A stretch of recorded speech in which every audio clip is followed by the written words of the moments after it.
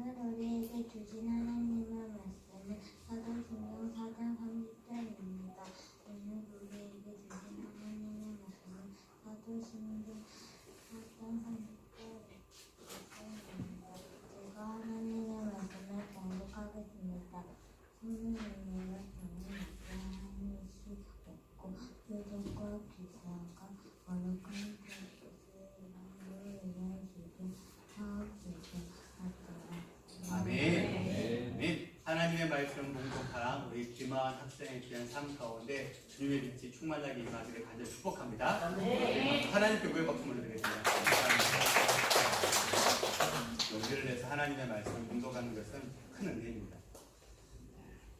하나님의 말씀을 듣는 시간입니다. 하나님의 말씀을 경청해 주시기를 바랍니다. 자, 교육 친구들 고개 드시고 딱 바라보시고 승관이? 네. 엄마 갖다 버리고 어디 갔어? 엄마 아파요. 아 그래? 그 신방 가야 되겠네. 신방 가야 되겠네. 네, 그만에 승권이 집에 가게 생겼습니다. 자, 승권, 목사님 질문이야. 승권이는 학생이야 지금. 학생이 가장 열심히 하는 게 뭐야? 먹는 거요. 네, 자. 네? 하은이 하은이야. 하은이? 맞아요. 네, 노는 거 맞습니다. 하지만 학생의 가장 큰 공부는 노는 것과 게임하는 걸 수도 있지만 가장 기본적인 것은 공부입니다. 공부를 하면서 노는 것도 하고 게임하는 것도 해야죠. 다시 승권. 네. 승권이가 학생이어서 열심히 어떻게 했냐면 봐보세요. 내일 이정수에 왜 잠이 오나? 라고 하는 심정으로 열심히 공부를 하단 말이에요. 열심히 놀아야 되니까 먹어야 되니까 공부를 합니다. 그런데 열심히 공부했는데 하루는 열심히 공부했는데 로아요. 공부했는데 공부를 너무 열심히 했다는 이유로 경찰에 잡아갔어. 너무 좋은데? 너무 좋아요. 공부를 너무 열심히 했다는 이유로 경찰이 잡아갔어요. 여러분 어떻게 생각해요? 이게 말이 돼요? 하준아 말이 돼? 될 수 있죠. 자 거기까지. 자 너무 열심히 공부를 했는데 경찰이 와서 잡아갔어요. 그래서 우리 승권이처럼 내가 너무 억울해가지고 경찰에 가서 내가 공부를 열심히 했는데 너무너무 억울합니다. 제가 뭐 때문에 이곳에 와야 하는지 잘 모르겠습니다. 라고 이야기를 했더니 경찰이 풀어줬습니다. 마지막 질문이에요. 그렇게 오해를 풀고 경찰서에서 나왔다고 한다면 노아는 가장 먼저 뭘 할 것 같아요? 억울한 일 당해서 밖에 나왔어요. 가장 먼저 뭘 할 것 같아요? 게임을 해야 돼요. 가장 먼저 뭘 할 것 같아요? 하음아 뭐 해야 될 것 같아요? 뭐 하고 싶을 것 같아요? 노는 거. 하예라 뭐 해야 될 것 같아요? 공부는 아니 공부는 승곤 형이 해가지고 승곤이 오빠가 해가지고 안 돼. 뭐 해야 될까요? 궁금하지 않아요? 자, 봐보세요.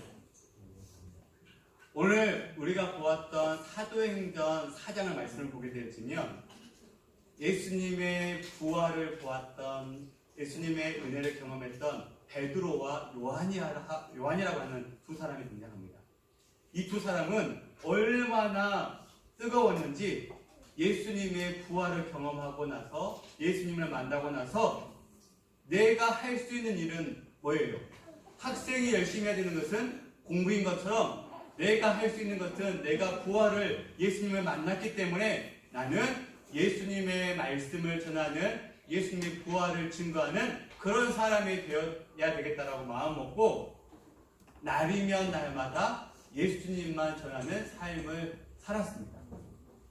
보입니까? 이런 일도 있었죠. 열심히 복음을 전하다 보니까 나면서부터 걷지 못했던 사람이 있었는데 그 사람을 위해서 우리가 봤죠. 내게 뭐가 무엇이 없어요? 은도 없고 금도 없고 뭘 줬습니까? 누굴 줬어요? 예수님을 줬더니 어떤 일이 일어났죠? 걷지 못했던 자가 걷는 일이 일어났었습니다. 또 사도행전 4장 4절을 보게 되어지면 사람들이 모르겠어요. 목사님이 제가 세어보지 않았는데 얼마나 모였는지 모르겠어요. 근데 그곳에서 예수님의 복음을 증거했더니 어떤 일이 벌어지냐면 예수님을 제가 믿고 따라가겠습니다라고 결단된 사람이 무려 몇 명? 승관은 몇 명? 5명. 너무 좀 덧살아. 몇 명이야? 500명? 5,000명. 그 베드로와 요한의 설교를 듣고 내가 예수님을 믿겠습니다라고 했던 사람이 5,000명. 남자만 5,000명. 한개 보세요. 남자만 5,000명인데 여자까지 합치면 10,000명. 어린아이를 포함하면 15,000명. 또 거기서 예수 믿는 사람만 있었겠어요? 안 믿는 사람도 있었겠죠. 목사님 하게 보니까 못해도 3만 명 정도가 모이는 자리에서 예수님의 복음을 증거했어요. 그런 일이 벌어졌습니다. 그렇게 복음을 전하니까 이런 예수님의 부활을 믿지 않는 사람들이 어떻게 했습니까? 싫었어요. 그래서 승곤이가 열심히 공부했더니 엄마가 경찰에 신고해서 경찰서에 갔던 것처럼 그 친구들이 베드로와 요한이 감옥에 갇히게 되어졌습니다.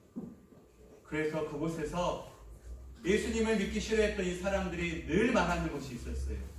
다시는 예수님의 부활을 이야기하지 마라. 다시는 예수님의 이야기를 사람들 앞에서 전하지 말라 라고 이야기했는데 베드로와 요한이 이야기를 들었을까요? 아니요. 저희는 절대 예수님의 부활의 이야기를 하는 것을 멈출 수가 없습니다.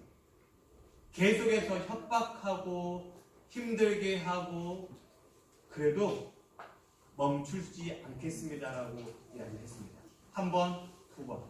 결국 베드로와 요한이 풀려났습니다. 자, 오늘 설교의 핵심입니다. 이런 상황 가운데서 베드로와 요한이 풀려났는데 풀려난 베드로와 요한 또 그 주위를 따르던 사도들이 가장 먼저 했던 것이 뭐였을까요? 화장실에 갔어요. 뭐 했을 것 같습니까? 목사님은 다시 한 번이 하나님의 말씀을 보면서 은혜를 받고 감화가 돼서 눈물을 많이 흘렸어요. 여러분도 오늘 눈물 흘려야 돼요. 설교를 들으면 목사님 흘렸습니다. 어떤 일이 일어났을까요? 가장 먼저 했은 게 무엇이었을까요? 오늘 그 이야기를 해보고 왜 베드로 요한이 그런 행동을 했는지 그 이유를 찾아보고 앞으로 우리는 어떤 삶을 살아야 하는지 결단을 한번 해보도록 하겠습니다. 가장 먼저 했던 것이 뭐냐면 따라합시다. 한 마음으로 기도합니다. 뭐 했어요? 기도했다는 거예요. 우리 24절 한번 봐볼까요? 우리 사도행전 24절 말씀 같이 한번 읽어보겠습니다. 시작! 그들이 결코 한 마음으로 하나님께 소리를 높여 이르되 여기까지 뭐 했다고요? 한 마음으로 하나님께 소리를 높였다고 말을 합니다. 뭐냐면 하나님께 기도했다라고 하는 이야기입니다. 봐보세요. 베드로와 요한 감옥 속에 있었어요. 힘들었습니다. 가장 먼저 밖에 나오면 해야 되는 것이 승곤이처럼 맛있는 밥을 먹고 힘을 버틴다든지 너무 억울하니까 나를 힘들게 한 그 누군가에게 맞서 싸우기 위해서 변호사를 찾아간다든지 이런 방법을 해야 되는데 그들은 함께 모여서 하나님께 소리를 높여 기도했다라고 이야기하고 있습니다. 와, 멋지지 않습니까? 밥을 먹은 것도 아니고 억울함을 풀기 위해서 변호사를 만난 것도 아니고 우는 것도 아니고 뭐 했어요? 하나님께 기도했다라고 이야기하고 있어요. 그 목사님이 제가 찾아봤습니다. 베드로와 요한이 그 억울한 상황 가운데 나오자마자 하나님께 기도했던 이유가 있더라고요. 왜 그럴까요? 저 빨간 글씨 한번 읽어볼까요? 한번 읽어보겠습니다. 시작! 대주제여. 그 다음 시작! 천지와 바다와 그 가운데 만물을 지으시니요. 아멘. 베드로와 요한과 함께 따르던 사도들이 하는 이야기가 그 하나님을 대주제여라고 해요. 대주제. 어렵죠? 헬라어로 보면 데스포테스라고 하는 단어를 쓰는데 다른 뜻이 아니고요. 절대 통치자. 절대 통치자, 이 세상을 다스리시는 분으로 하나님을 고백하고 있더라고요. 다시 지금 요한과 베드로를 힘들게 한 사람들은 당시에 힘이 가장 큰 로마의 황제와 그 사람들이었습니다. 사람들은 그 사람의 눈치를 봤어요. 그 사람들이 힘들게 하고 감옥에 가라 그러면 감옥에 가야 되니까 많은 사람들은 그 로마의 황제의 눈치를 봤는데, 이 초대교회에 예수님의 부활을 경험한 베드로와 요한, 그리고 그 베드로와 요한의 복음을 들었던 많은 사람들은 누구를 따랐습니까? 누구의 눈치를 봤습니까? 바로 절대 통치자, 창조주 하나님, 천지를 창조하신 그 하나님을 두려워했다라고 말을 하고 있습니다. 그래서 그 하나님께 기도할 수밖에 없었다. 아니요.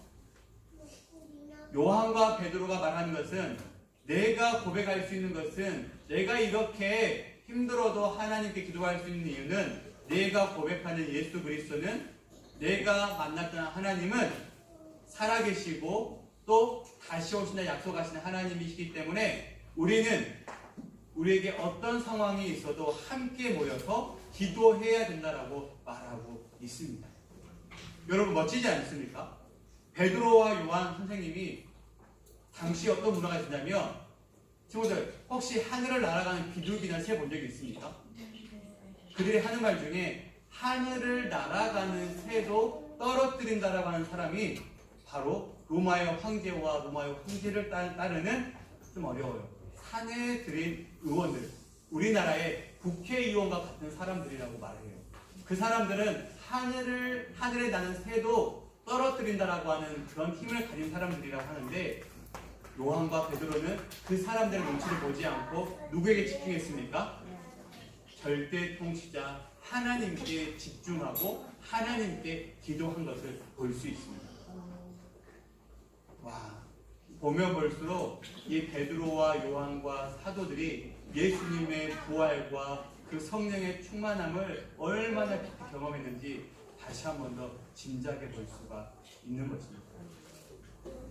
사랑하는 성도 여러분, 교회학교 친구들아, 목사님이 계속해서 제가 보고 묵상하고 하는데, 초대교회의 베드로와 요한과 또 예수님의 부활을 경험했던 사도들, 또 그 복음을 듣는 초대교회 성도들이 자꾸 부러워지고 있습니다. 왜냐하면 그들의 가슴이 얼마나 뜨거웠을까.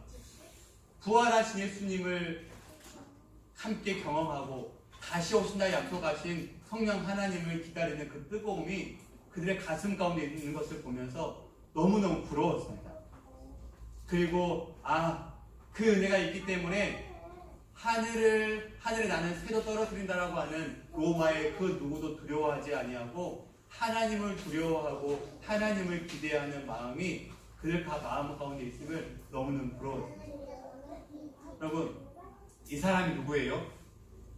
누구일까요? 뭘 보면 욥이라고 볼 수 있어요? 딱 보니까 욥처럼 생겼습니까? 딱 욥이에요? 맞아요, 욥입니다. 욥은 믿음이 정말 좋은 사람이었습니다. 하나님도 인정하는 사람이었습니다.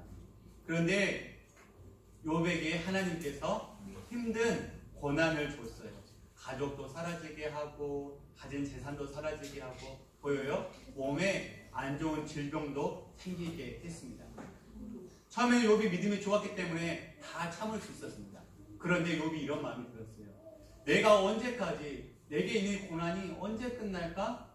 라고 하는 마음이 들기 시작하면서 하나님에게 조금은 서운한 마음이 들기 시작했습니다. 내가 내 삶이 힘들어하는 것이 끝이 보였으면 좋겠는데 언제 끝나지? 그런 믿음이 흔들리기 시작했습니다. 하나님에 대한 원망과 불평이 딱 들기 시작했습니다. 그때 그 마음을 알았던 하나님께서 욥기 38장에 보게 되어지면 욥에게 정말로 은혜스러운 말을 해요. 함께 읽어보겠습니다. 시작. 내가 나의 기초를 놓을 때 내가 어디 있었느냐. 내가 알았거든 알지라. 누가 그것에 영향을 정하는지, 누가 그 줄을 그것에게 떼었는지 내가 아냐. 아멘. 목사님이 조금 더 쉬운 말로 내가 땅에 기초를 놓을 때에 내가 거기에 있기라도 하였느냐? 내가 그처럼 많이 알면 내 물음에 대답해 보아라. 누가 이 땅을 설계하였는지 너는 아느냐? 누가 그 위에 측량줄을 띄웠는지 너는 아느냐? 정리하면 이거예요. 너는 이 땅을 창조할 때 누가 창조했는 줄 아냐? 너 알면 너 말해봐. 이 땅을 설계할 때 너 누가 했는 줄 알아? 누가 그림 그렸는 줄 알아? 너 알면 이야기해봐. 지금 욥이 본인이 힘들어함에 너무너무 고통스러워서 하나님 너무 힘들어요. 불평하기 시작하자 하나님께서 욥에게 이런 이야기를 하고 있는 것입니다. 그런데 하나님께서 욥에게 이런 이야기를 계속해서 제가 짧게만 봤는데 욥기 38장 1절부터 쭉 보게 되어지면 하나님께서 욥에게 강조하시는 것이 있습니다. 반복하는 이야기가 있습니다. 뭐냐면 욥아, 나는 너의 창조주야. 나는 너를 다스리는 사람이야. 조금 어려운 말로 나는 이 땅에 일어난 모든 것들을 섭리하시는 하나님이야. 어제 토요 기도회 때 배운 걸로 나는 너희를 작정하신 하나님이라고 말을 하고 있는 거예요.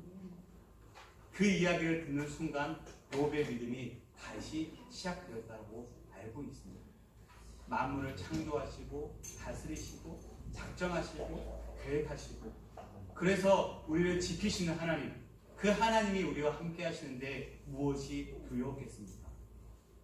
초대교회에 베드로와 요한과 사도들이 예수님의 부활을 들었던 많은 사람들이 이 믿음이 있었어요. 그러기에 두려울 것이 없대요. 복음 전한다고 잡혀가면 어때요? 그쵸? 힘들게 하면 어때요? 그러면 두려울 것이 없어요. 그런데 목사님이 제가 말씀을 보다가 더욱더 더욱더 요한과 이 베드로의 믿음이 부러운 이유가 있었어요. 역시 왜 베드로, 왜 요한 하는지 그 이유가 있었어요. 우리 말씀 한번 읽어볼까요? 오늘 우리 하은이 읽었던 본문 말씀 함께 읽어보겠습니다. 시작! 주여 이제도 그의 위협함을 부어주시옵고 또 종들과 하여금 담대히 하나님의 말씀을 전하게 하여 주시오며 다시 손을 내밀어 마음을 낫게 하시옵고 표적과 기사가 거룩한 종 예수의 이름으로 이루어지게 하옵소서. 마지막 30절밖에 없네요. 네, 이게 뭐냐면 베드로와 요한이 감옥에서 나와서 창조주 하나님께 기도를 하는데 기도의 내용이에요. 기도의 내용이 뭡니까? 주여 나를 힘들게 했던 저 사람들을 좀 불쌍히 봐주십시오. 이게 첫 번째 기도 제목이고, 두 번째는 하나님 우리가 부활하신 예수님의 이름으로 기도할 때에 병든자들이 낫게 하시고 이런 표적과 기사가 예수의 이름으로 증거되게 해달라는 그 기도가 그 제목입니다. 첫 번째 한번 읽어보겠습니다. 시작! 자신들에 대한 우리 지도자들의 기도를 고백해달라는 것이요. 둘째는 하나님의 말씀을 담대하게 전할 수 있게 해달라는 것이요. 셋째, 예수 그리스도의 이름으로 병자를 고치며 소욕과 기사가 나타나게 해달라는 것입니다. 아멘. 아무리 생각해도 이해가 안 됩니다. 본인들이 힘들게 했던 사람들 때문에 너무 힘들어서 밖에 나왔어요. 맞아요. 기도할 수 있어요. 하나님, 그 감옥 속에서 저를 지켜주셔서 감사합니다. 할 수 있습니다. 저를 보호해주셨던 하나님, 창조주 하나님, 네, 감사합니다. 그까지 할 수 있다 생각합니다. 그런데 그 기도의 내용이 뭐였냐면요. 그게 아니었어요. 하나님, 우리를 힘들게 했던 사람들을 불쌍히 여겨주시고 우리가 이로 인해서 더욱더 하나님의 말씀을 담대히 전할 수 있게 도와주시고 우리가 예수 그리스도의 이름으로 기도할 때 병든 자들이 고쳐지는 표정과 기사가 나타나게 해달라고. 승관, 네. 우리의 기도와는 다르죠. 네. 목사인 저의 기도하고는 다르더라고요. 만약 제가 그 당시에 사도 우리 요한과 베드로가 상황이 있다고 한다면 이런 기도 못했을 것 같아요. 하나님 저에게 그들과 맞서 싸울 수 있는 힘을 주시고 맞서 싸워서 말 잘하는 변호사도 붙여주시고, 그렇죠? 제가 몸이 건강해야 잘 싸울 수 있으니까 맛있는 보약도 주시고, 저와 싸워서 승리할 수 있는 많은 사람들, 저를 지지해 줄 수 있는 많은 사람들을 붙여주시고, 이게 기도의 제목이 될 것 같은데 그런 기도의 제목이 하나도 없더라고요. 오직 베드로와 요한의 기도는 딱 하나입니다. 하나님, 저는 예수님의 부활을 본 사람입니다. 다시 오시다 약속하신 성령 하나님을 경험하고 기다리는 사람입니다. 내게 주신 그 사명을 감당하게 해주십시오라고 하는 것이 그들의 기도였다는 것입니다. 근데 여러분, 그 뒤에 어떤 일이 벌어진지 아세요? 가보세요. 30일 함께 읽겠습니다. 시작. 이들 밤에 모인 곳에 진동하더니 우리가 다 성령에 충만하여 담대히 하나님의 말씀을 전하였다. 아멘. 이게 사도행전 4장의 마무리였습니다. 그들이 그렇게 하나님께 기도했더니 진동하여 우리가 다 성령이 충만하여 담대히 뭐 했다고요? 하나님의 말씀을 전했다라고 이야기하고 있습니다. 어떤 사람들은 이 진동한다는 것에 필이 꽂히셔가지고 저것만 사모하는데 그것이 아닙니다. 이 진동한다는 말은 파도의 모양을 표현하는 것인데, 하나님의 성령이 파도와 같이 진동이 있어 많은 사람들에게 임했고, 그 진동이 하나님의 말씀을 통해서 열방 가운데 퍼지게 되었다라고 말을 하고 있습니다. 정리해볼게요. 사랑하는 성도 여러분, 교회 친구들아, 베드로와 요한이 감옥에서 나와서 창조주 하나님께 기도했습니다. 기도의 내용도 대단한데 그들이 기도했어요. 기도하면 어떤 일이 벌어져야 됩니까? 억울한 것들이 다 풀려야 되는데 목사님 돌아보니까 억울한 것들이 1도 풀리지 않았어요. 계속해서 5장 6장을 보게 되었으면 이 베드로와 요한을 잡아서 더욱더 힘들게 하려고 감옥에 가두려고 하는 사람들이 더 많이 늘어났어요. 기도했더니, 성령이 충만해서 말씀을 전했더니, 여러분, 바뀐 것이 아무것도 없어요. 기도하고 전이나 후나 바뀐 것이 아무것도 없습니다. 그런데 이들은 변하지 않았습니다. 우리는 부활하신 예수님을 경험한 자들, 다시 오시다 약속하신 성령 하나님을 경험한 자들, 그들에게 아무리 내 주위의 상황들이 바뀌지 않다 하더라도 이것들이 내가 하나님의 복음을 증거하는 것을 막을 수는 없어. 이것이 사도행전 4장의 결론이라는 것입니다. 자, 말씀을 마무리하도록 하겠습니다. 말씀 준비하면서 크게 깨달은 것이 있습니다. 뭐냐면 이 베드로와 요한 주위에 있는 많은 사도들이 이렇게 기도했을 것입니다. 그런데 이 기도의 내용이, 이 기도가 목회자인 저의 기도이고 여러분들의 기도이고 또 우리 자녀들의 기도의 제목이 되어지기를 간절히 소망했습니다. 사도들이 했던 기도와 우리가 했던 기도의 차이점이 무엇입니까? 생각해보니까 목사인 저도 기도하면 다 이거였어요. 하나님, 이 상황 좀 바꿔주십시오. 하나님, 우리가 성경 건축을 하려고 하는데 필요한 것들이 너무너무 많이 있습니다.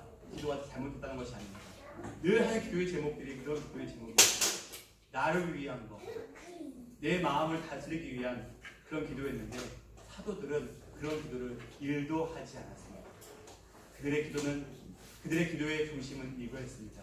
하나님, 이 기도를 통해서 더욱더 하나님의 말씀에 순종함으로 하나님의 말씀을 담대히 증거하는 힘을 달라는 기도 제목이 전부였다는 사실입니다.